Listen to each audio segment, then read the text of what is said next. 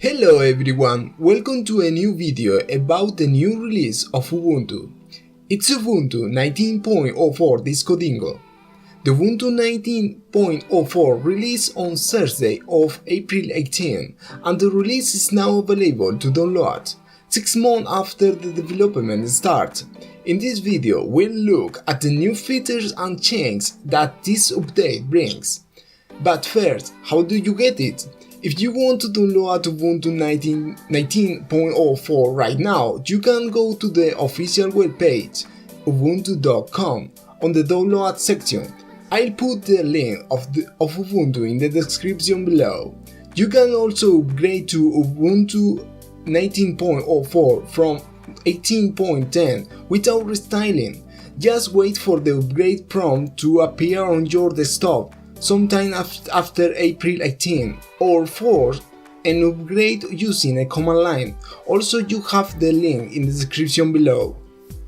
The first thing that we'll look is the installation process. To install the distribution in this video, I've used the VirtualBox Manager, but if you want to install the operating system in your real machine, you have to record the ISO that you download of Ubuntu in a DVD or USB flash drive and boot on your computer.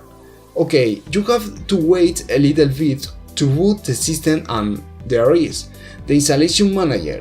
Okay, you have two options to use. Try Ubuntu if you want to test the system before the installation, or install Ubuntu if you want to install the system right now. And also don't forget, choose your language. Then choose your keyboard layout language and continue. And in this section we can choose normal installation or minimal installation, and also if you want download update while the installation, and if you want install third-party software. The next section you can choose erase the entire disk, encrypt the disk, or use LVM for your partition. Also, you can go to the something else to make manually your partition. Then choose your location, country or city on the map. This for the time, Coordinated Universal Time, UTC. Also type your name or alias or whatever you want, and the computer's name, username and password. And you have the option to log in the computer automatically or require your password. Of course, I recommend required password. And that's it. Then it starts the installation process.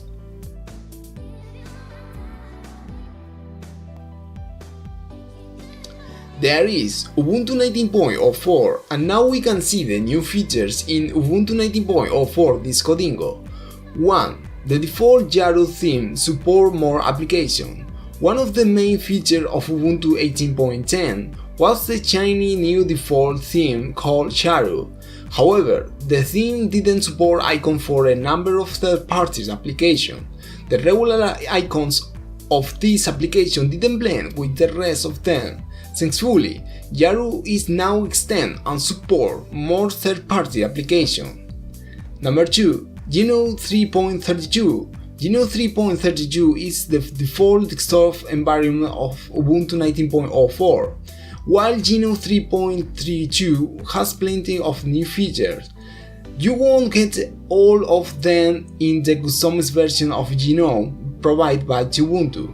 For example, fractional scaling for IDPI feature of Geno 3.32 is still hidden in Ubuntu 19.04. The improvement in Geno software will also be not present in Ubuntu Software Center. The icon and themes are currently replaced by Ubuntu's now own custom Yaru theme. The good thing is that Ubuntu 19.04 has retained some of the features of early version of Geno, such as the global application menu. Number 3. Application permission control. If you use an Android or iOS smartphone, you probably are aware of the per application based permission control. Geno 3.32 brings the same application level permission control for Ubuntu desktop. You can see which application has access to what resource. on your system. You can allow or deny the access to live patching gets the highlight. Ubuntu recently extends the live patching option to desktop user. With live patching, you don't have to restart your system after kernel upgrade. The live patching option is highlighted in Ubuntu 19.04. You can search for it in the menu and it gets dedicated tab in the software. Number 4. Minor improvements in the terminal application. There are some minor changes in the appearance of the default terminal in Ubuntu 19.04. The new tab option is more prominent along with the search button. Number 5. Live patching gets the highlight. Ubuntu recently extends the live patching option to desktop user. With live patching, you don't have to restart your system after a kernel upgrade. Number 6. Granular control on the night light. Night light is not a new feature in GNU Desktop, however, now you can adjust the brightness or intensity of the night light to your liking. Number 7.